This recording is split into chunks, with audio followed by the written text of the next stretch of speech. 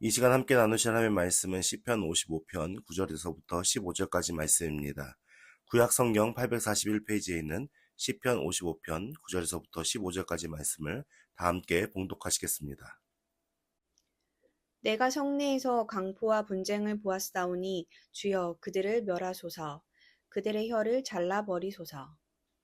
그들이 주야로 성벽 위에 두루 다니니 성 중에는 죄악과 재난이 있으며 악독이 그 중에 있고 압박과 속임수가 그 거리를 떠나지 아니하도다.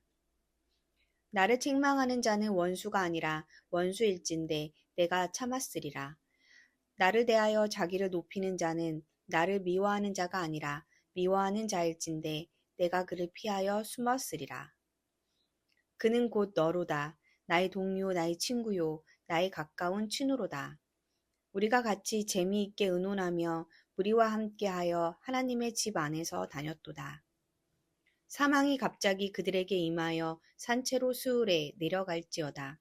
이는 악독이 그들의 거처에 있고 그들 가운데에 있음이로다. 아멘.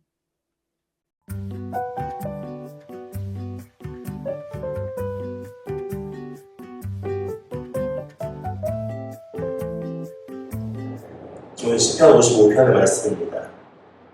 다윗의 말씀이라고 표현되어 있으니까 다윗의 지혜시라고 할 수 있겠죠. 오늘 시편 55편의 전체 23절까지의 말씀을 간략하게 좀 살펴보려고 합니다. 근데 이제 중요하게 19절에서 15절 말씀이 제일 중요한 구절 같아서 일단 본문은 그렇게 잡았고요. 1절부터 우리는 빠르게 이제 한번 살펴보도록 하겠습니다. 하나님이여 내 귀에 귀를 기울이시고 내가 간구할 때에 숨지 마소서라고 지금 말하면서 다윗이 하나님 앞에 무엇을 한다는 걸 알 수 있습니까? 간구한다라고 알 수 있죠. 그러면서 2절 말씀에 내게 피사 응답하소서 내가 근심으로 편하지 못하여 탄식하오니 라고 말씀하면서 지금 무엇입니까? 하나님께 다윗이 자신이 하나님께 호소하는 것을 하나님께서 들으시고 응답하여 주셨소서라고 간구하는데 지금 다윗의 마음이 어떻다고요? 근심이 많아서 편치 못하다, 탄식하고 있다 라고 표현하고 있으면서 1, 2절 말씀에 지금 하나님에 대한 대적으로 인하여 탄식하고 있는 다윗의 심경을 표현하고 있고요. 3절에 보니까 이는 원수의 소리와 악인들의 압제 때문이라 그들이 죄악을 내게 더하며 노하여 나를 핍박하나이다. 지금 원수의 소리와 악인의 압제가 지금 누구에게 향하고 있다는 것을 알 수 있는 거예요? 다윗에게 향하고 있다는 걸 알 수 있죠. 그들이 죄악을 자신에게 더함으로 어떻게 한다고요? 노하여 나를 핍박하나이다. 그러니까 악인들은 지금 어떤 일을 하고 있는 거예요? 자신들의 욕망과 욕심대로 악을 행하는데 다윗은 어떤 사람이죠? 악을 다시 동참할 수 있는 사람인가요? 절대 그렇지 않죠. 하나님 앞에서 정직을 행하는 사람이 다윗이었어요. 그러니까는 악인들이 악을 행할 때 다윗의 모습을 보면 좋아할까요? 싫어할까요? 당연히 싫어하겠죠. 그러니까는 어떻게 해요? 다윗을 제거해야 자신들의 악이 더 확장될 수 있으니까 지금 다윗을 핍박하고 괴롭히는 과정 속에 있는 것이죠. 4절 말씀에 내 마음이 내 속에서 심히 아파하며 사망의 위협이 내게 이르렀도다. 그러면서 다윗이 지금 고통 가운데 있음을 호소하고 있습니다. 5절 말씀에 두려움과 떨림이 내게 이르고 공포가 나를 덮었도다. 그러니까 다윗이 지금 어떤 마음이에요? 되게 두렵고 힘들고 어려운 마음이라는 말이겠죠. 하나님을 의지한다고 모든 게 다 해결되는 게 아니라 하나님을 의지하고 있다 하더라도 어떻게 해요? 주변에 내게 다가오는 여러 가지 많은 위협들로 우리는 마음의 공포를 느낄 수 있고 두려움을 느낄 수 있는 게 있다는 마음인 거예요. 그러니까 그 공포와 두려움을 느끼는 게 죄가 아니고요. 그 공포와 두려움으로 잠식되는 게 죄인 거예요. 이해가 되십니까? 하나님을 신뢰하지 못해서 우리가 순간 공포와 어떤 두려움을 마음속에 느낄 수는 있지만 결국 어떻게 해요? 그 짐을 누구에게 던지는 겁니까? 하나님께 내어 맡기는 거예요. 그래서 다윗은 기도하고 있잖아요. 그러니까 그렇게 기도하면 문제가 안 되는데 문제는 뭐냐면 내가 하나님 앞에 그걸 맡기지 않고 내가 그걸 계속 끌어안으면서 생각을 하는 거죠. 어떻게 할까? 어떻게 저 사람을 이길 수 있을까? 어떻게 저 사람에게 저런 공격과 위협에서 내가 벗어날 수 있을까? 아무리 생각한다고 답이 나올까요? 절대 답이 나오지 않습니다. 더 그 생각이 꼬리를 물고 나의 마음이 소망의 마음이 하나도 없이 절망과 좌절로 잠식당하는 그것이 하나님이 기뻐하지 않는 일이라는 것을 알 수 있는 겁니다. 그래서 다윗도 지금 두려움과 떨림과 공포가 나를 덮었나이다 고백하는 그 고백 속에서 다윗도 그렇게 믿음이 좋았던 다윗도 두려워할 수 있고 떨릴 수 있고 공포스러운 마음이 그 마음을 사로잡을 수 있다는 것을 우리가 알 수 있는 것이죠. 6절 말씀에 나는 말하기를 만일 내가 비둘기같이 날개가 있다면 날아서 편히 쉬리로다. 그러니까 비둘기가요. 오늘날 우리는 비둘기를 잡지 않잖아요. 그죠? 그러니까 비둘기가 어디 있어요? 도시에 막 하면 주변에 아무데나 막 다니잖아요. 근데 이 당시에는 비둘기를 잡았단 말이에요. 그러니까 비둘기가 사람들 근처에 있으면 어떻게 할까요? 잡히죠. 그러면은 안 잡히기 위해서 계곡이나 절벽이나 이런 데에 둥지를 틀고 있었단 말이에요. 그래서 내가 만약에 비둘기라면 날아가서 어떻게 해요? 그 위험으로부터 벗어나서 계곡이나 절벽 같은 데에 숨어 있으면 어떤 누구도 나를 괴롭힐 수 없겠죠. 그런 마음을 지금 표현하는 겁니다. 그래서 7절 말씀에 내가 멀리 날아가서 광야에 우물이로다 셀라라고 얘기하면서 결국 무엇입니까? 사람들이 많은 곳에서는 악인들이 많이 있고 그 악인들이 지금 자신을 공격하니까 어떻게 해요? 그 악인들하고 대적해서 내가 무엇인가 할 수 없는 상황이니까 그 악인들의 모든 것을 피해서 광야, 아무도 사람들이 살지 않는 그 광야에 나가고 그곳으로 피하고 싶다라는 것이 지금 누구의 심정이라는 거예요? 다윗의 심정이라고 표현하고 있는 겁니다. 그러면서 8절 말씀에 내가 나의 피난처로 속히 가서 폭풍과 광풍을 피하라. 지금 악인들의 그 도전을 뭐라고 표현하면 폭풍과 광풍이래요. 그죠? 그러면서 9절 말씀에 오늘 본문 말씀으로 들어와서 9절 말씀에 내가 성내에서 강포와 분쟁을 보았사오니 주여 그들을 멸하소서 그들의 혀를 잘라 버리소서. 지금 무엇을 말하세요? 성 안에서 성내에서 강포와 분쟁을 보았대요. 그러니까는 어떤 사람이 힘으로 무력으로 악한 자들을 괴롭히는 강포와 그리고 서로 막 싸우는 자신의 이익을 위해서 서로 막 분쟁하고 싸우는 그것을 보았어요. 그러면서 그들이 행하는 모든 것이 선한 일입니까? 악한 일입니까? 악한 일이기 때문에 뭐요? 그들을 멸해주십시오 라고 기도를 하고 있어요.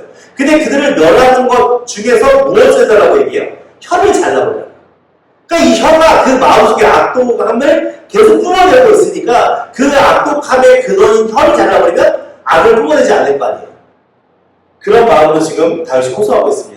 그래서 10절 말씀에 그들이 주야로 성벽 위에 두루 다니니 성벽 위에 두루 다니니 성 중에서 죄악과 재난이 있으며 악인들이 계속 성벽 위를 두루 다니고 있으니까 그 성 안에 모든 성벽은 그 안에를 보호하기 위해 싸우는 거잖아요. 근데 악인들이 그 위에를 성벽 위를 다닌다면 그 안에 있는 사람들이 어떻게 되겠어요?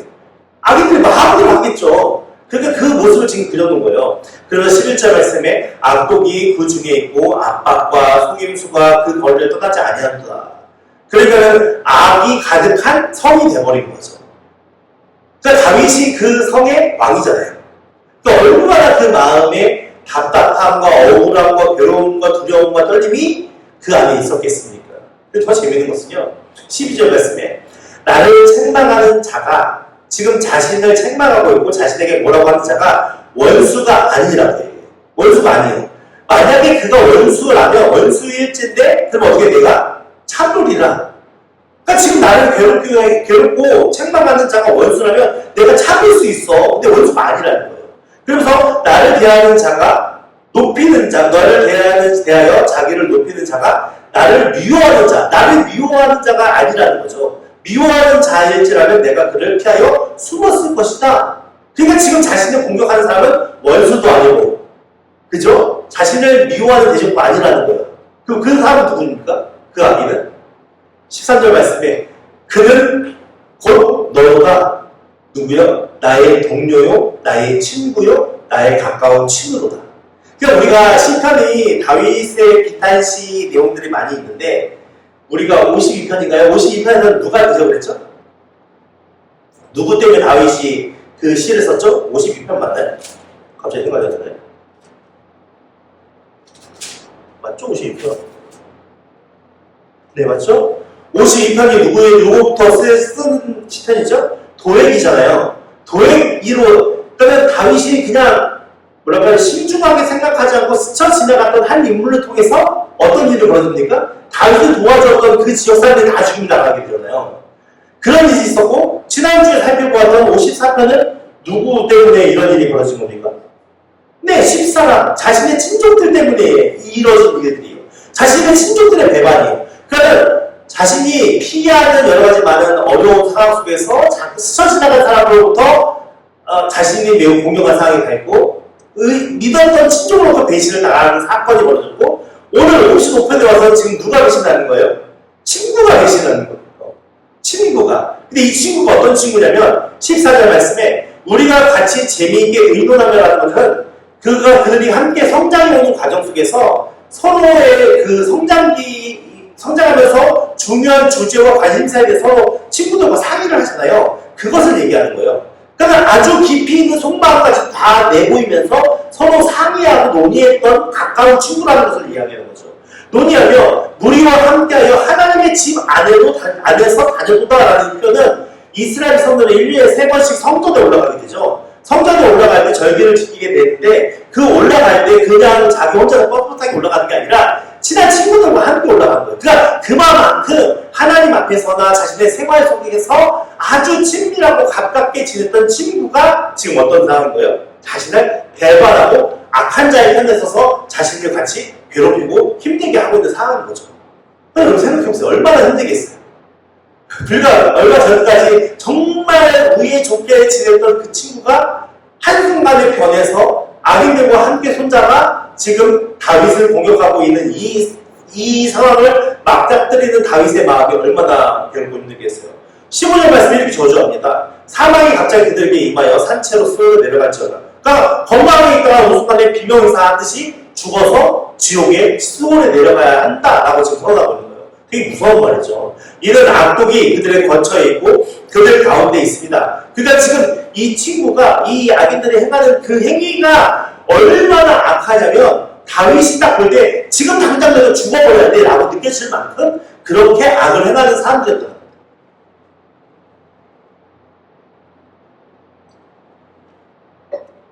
물론 악인들도 하나님의 공의에 의해서 그들을 심판하시고 그들을 다스리는 신이지만 다윗이 하나님 앞에 정직을 행하려는 그 다윗의 시선 속에는 그들의 악이 차마 입에 담을 수 없는, 그가 용납할 수 없는, 용납되지 못하는 그런 악을 행하는 자가 그들이었다라고 선하고 있는 겁니다. 그럼 16절 말씀부터 보면 선을 보세요.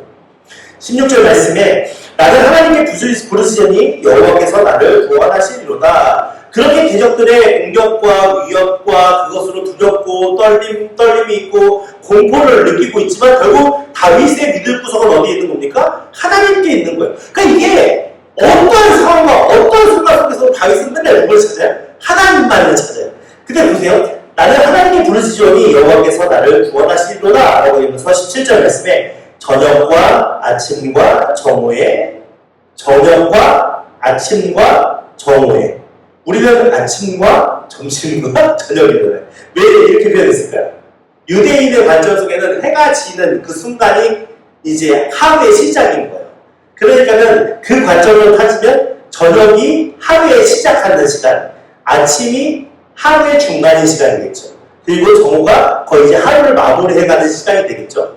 우리는 밤 12시부터 그리고 한 바퀴 24시간, 두 바퀴 돌고 12시가 하루잖아요. 그러니까 유대인의 개념은 저녁 해질 때부터가 시작해서 그 다음에 해질 때까지가 하루인 거예요.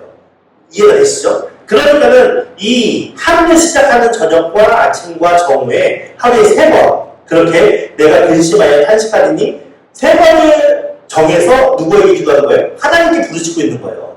그러니까 어떻게 보면 이것이 시간이 날 때마다 하나님 앞에 간구한다고 볼 수 있겠죠. 그래서 여호와께서 내 소리를 들으시리로다 라고 하면서 다윗은 무엇의 확신이 있어요? 하나님은 자신이 호소하는 호소를 들으실 것이라는 확신이 믿음을 갖는 마음으로 하나님께 지금 간구하는 거예요. 오늘 우리의 기도가 어떻게 보면 공허한 외침이 될 수밖에 없는 이유가 무엇입니까? 우리에게도 이와 같은 믿음이 있어야 되는 거예요. 하나님께서 내 기도를 들으실 것이고 그 기도에 응답하시고 나를 구원으로 인도해 주실 것이다. 왜냐하면 우리가 악을 해결하기 위해 하나님 기도하는 거 아니잖아요.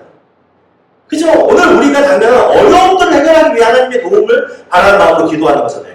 우리가 악을 행하는 마음으로 기도하는 거 하나님께 들으시겠어요? 당연히 아니죠. 그러니까 우리 안에 우리가 지금 하나님의 선을 쫓아 행하려고 할 때 맞닥뜨리는 여러 가지 당면한 어려움들을 하나님의 도우심을 바라면서 기도하는 것이고 그 기도에 하나님께서는 들으시고 응답하실 것이라는 확신을 가지고 우리가 기도해야 하는 것이죠. 그러니까 다윗의 기도가 그러한 믿음의 기도였다는 것을 알 수 있습니다. 그래서 18절 말씀에 나를 대적하는 자 많더니 나를 치는 전쟁에서 그가 내 생명을 구원하사 평안하게 하셨도다. 이 말씀은 결국 무엇입니까? 그동안 다윗의 여정 속에 많은 일들이 있었지만 그 많은 전쟁과 공격과 어떤 외압과 위협과 그런 일들이 있으면 그 가운데 하나님께서 어떻게 하셨다는 거예요? 항상 구원으로 인도하셨으니까 나는 그걸 믿어. 그 하나님께 기도하면 하나님께서 내 생명을 구원하사 평안하게 하실 거야 라는 믿음을 가지고 기도하는 거예요. 그래서 19절 말씀에 옛부터 계시는 하나님이 들으시고 옛부터 창세전부터 계셨던 그 하나님께서 들으시고 그들을 낮추시리다 셀라 하면서 결국 뭡니까? 하나님께서 그 악인들을 가만히 두시지 않을 거라 믿음을 가지고 인내할 수 있는 하나님이 역사하실 때까지 기다릴 수 있는 그런 마음으로 주님 앞에 믿음으로 쓰는 것이죠. 그러면서 19절 말씀 후반에 보면 그들을 낮추시는데 그 이유가 무엇이냐면 그들은 변하지 아니하며 하나님을 어떻게 하려면 경외하지 않는다. 그 악인들은 항상 똑같아요. 악인들이 악을 행할 수 있는 가장 근본적인 근거는 무엇이냐면 하나님을 경외하지 않기 때문에 하나님을 인정하지 않기 때문에 설사 하나님이 있다라고 믿어도 그 하나님이 그들의 삶에 심판하시고 어떻게 공의를 행하실 것이라는 것을 믿지 않기 때문에 하는 거예요. 그러니까 결국 그것이 하나님을 경외하지 않는 거죠. 하나님을 안 믿는 것도 안 믿는 거지만 믿는 사람들도 죄를 해요. 근데 그 믿는 사람들이 죄를 행하는 가장 근거가 뭡니까? 하나님이 모르실 거라고 생각하는 거죠. 하나님이 자신들을 묻기다 하실 거라고 생각하는 거죠. 결국 그것이 하나님을 경외하지 않는 거예요. 왜요? 하나님을 경외한다면 악을 행할 수 있어요? 아닌 거죠. 하나님을 경외한다면 우리가 내 욕심대로 갈 수 있습니까? 아닌 거죠. 왜냐하면 하나님은 선한 분이시잖아요. 그러니까 벌써 우리가 악을 행하는 그 주체, 그 마음 자체는 벌써 하나님을 경외하지 않는 마음으로부터 시작되는 거예요. 하나님을 인정하지 않는 마음부터 시작된 거예요. 하나님을 존중하지 않는 마음에서부터 시작되는 거예요. 그런 데는 다윗이 지금 다윗과 그 동무들이 어떻게 했습니까? 어렸을 때부터 서로 중요한 사항을 의논했던 친구들이고 함께 하나님을 전에 가서 예배했던 친구들이에요. 그러니까 하나님을 대해서 알까요? 모를까요? 아는 친구들이죠. 근데 그나마 알았던 친구들, 함께 하나님 앞에 기쁨으로 예배했던 그 친구들이 지금 어떤 상태에 이르는 거예요? 하나님을 경외하지 않는 상태에 이르는 거죠. 인간은 충분히 그럴 수 있어요. 자신의 욕망과 욕심에 사로잡히면 하나님을 외면한 채 자신의 욕망과 욕심을 향해 달려갈 수 있는 게 인간입니다.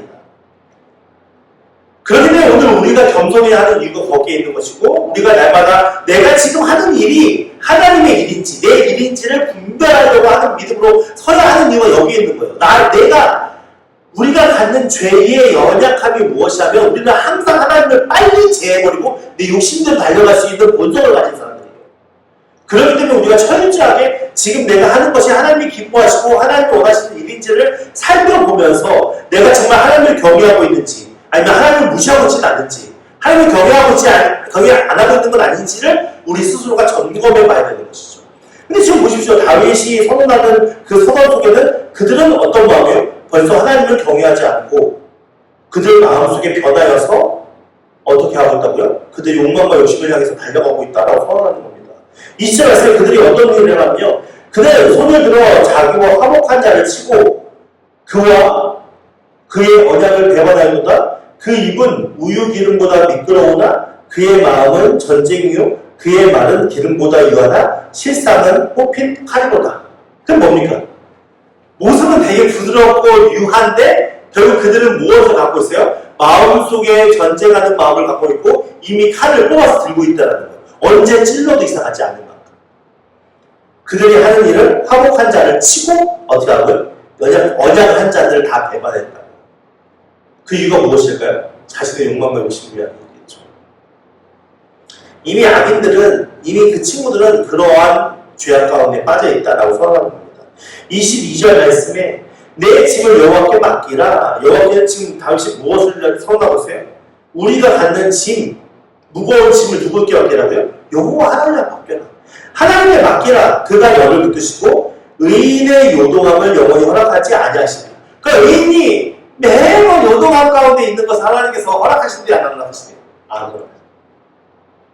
결국 하나님은 자신을 믿을 수 있는 은혜로 역사하셔서 의인으로 하여금 어떤 마음을 갖게 하세요? 예, 요동할 때마다 하나님 도와주세요 하면서 붙들어주시고 요동할 때마다 하나님 붙들어주세요 하시면 요동하지 않게 붙들어주시고 그래서 더 하나님을 신뢰할 수 있게, 의인이 더 하나님을 신뢰할 수 있게, 요동하지 않게 만드시는 분이 하나님이시다고 선언한 거예요. 그걸 누가 가장 많이 경험했어요? 다윗이 경험한 걸 토대로 지금 너희 집을 여호와께 맡기라. 하나님께서는 뭐라고요? 의인이 요동함을 영원히 허락하지 아니하시리로다 라고 선언하면서 결국 하나님은 우리를 요동치 않고 견고하게 하시는 이가 하나님이시다 라고 선언하는 거예요. 어떤 자에게? 맡기는 자에게. 그럼 결국 안 맡기면 어떡할까요? 안 맡기는 자는 하나님을 의뢰하지 않는 거예요. 하나님을 신뢰하지 않는 거예요. 그렇기 때문에 그 자는 하나님의 도우심을 받을 수 있을까요? 아니요, 맡길 때까지는 도우심을 받지 못해요. 그게 심하게 요동하겠죠. 결국 그 요동함을 자기가 주체할 수 없을 때 그제서야 주여 나를 도와주소서라고 호소한 사람인 거예요. 그렇다면 지혜로운 자는 어떤 자일까요? 조금만 내가 요동한 일이 있어도 울면서 하나님 앞에 매달리는 자가 지혜로운 자겠죠. 그런 자에게 하나님께서 어떻게 하신다고요? 요동하지 않게 하나님께서 붙들어 주신다라고 선언하고 있습니다.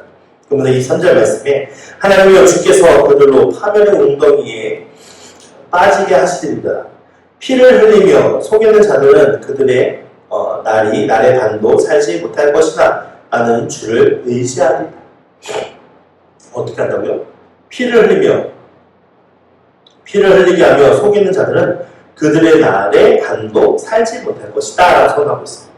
그러니까 강포한 마음으로 다른 사람들을 압제하고 나의 욕심과 욕망을 채우기 위해서 어떤 사람들이 억울함을 만드는 그런 일을 행한 사람들은 결국 어떻게 한다고요? 그들의 날의 반도, 하나님이 정하신 개수의 날의 반도 하지 못하게끔 하나님 앞에 심판을 받을 수밖에 없다. 그러니까 결국 우리가 이 세상을 살아가는 삶의 관점 속에서 내가 이 세상에 다른 어떤 누구를 짓밟아서라도 내 욕망과 욕심을 채우기 위한 삶을 살아간다면 결국 우리는 하나님께 심판받을 수밖에 없는 존재이고, 내가 아무리 세상에 연약한 자고 가난한 자고 어떻게 나약한 자로 산다 할지라도 우리 안에 하나님을 의지하고 하나님을 신뢰하는 마음으로 살아간다면 세상 누구보다도 평강과 은혜 가운데 요동하지 않는 믿음으로 살아갈 수 있는 것이 다윗이 오늘 갖는 믿음의 척도라고 이야기하는 것입니다. 오늘 우리가 살아가는 삶 속에 어떤 자가 되어야겠습니까? 아무리 왕으로 산다고 문제 없겠습니까? 아무리 부유하게 부자로 산다고 문제 없겠습니까? 우리는 어차피 이 인생을 살아가는 과정 속에 우리의 뜻대로 우리의 마음대로 되지 않는 많은 일들을 맞닥뜨릴 수밖에 없기 때문에 우리는 많은 문제를 맞닥뜨리며 살아가고 있습니다. 그럴 때 지혜로운 자는 어떤 일이 해야 됩니까? 친구를 의지해야 될까요? 친척을 의지해야 될까요? 친구에게도 배신당했던 다윗, 친척에게도 배신당했던 다윗. 결국 그 다윗이 온전히 의지할 사람 누구라고 선언하고 있는 겁니까? 하나님밖에 없어서 선언하고 있는 겁니다. 오늘 우리가 살아가는 건 똑같습니다. 친구를 의지했더니 배신당하고, 친척을 의지했더니 배신당하고, 세상에 어떤 누구도 완벽하게 우리를 지켜주고 우리를 보호해주고 우리 편이 내줄 수 있는 사람은 아마 없을 겁니다. 하지만 여호와 하나님은 변치 않으시는 그 하나님의 공의와 사랑과 은혜와 긍휼과 은총으로 우리를 붙드셔서 우리를 배반하지 아니하시고 끝까지 우리를 지키셔서 그 하나님의 선하신 뜻을 이루어 가신 것입니다. 그래서 우리가 의지할 것은 사람이 아닌 하나님밖에 없음을 다시 한번 깨닫는 우리 모두가 되길 바라고, 사람은 사랑의 대상이지 의지의 대상은 아닙니다. 절대 잊지 마시기 바랍니다. 우리가 살아가는 이 세상의 사람들은 우리가 사랑해줘야 할 사랑의 대상이지 의지의 대상은 아닙니다.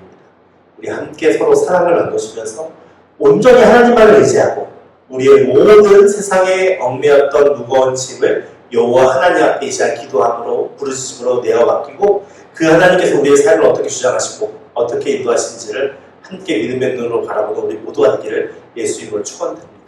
이 시간에 함께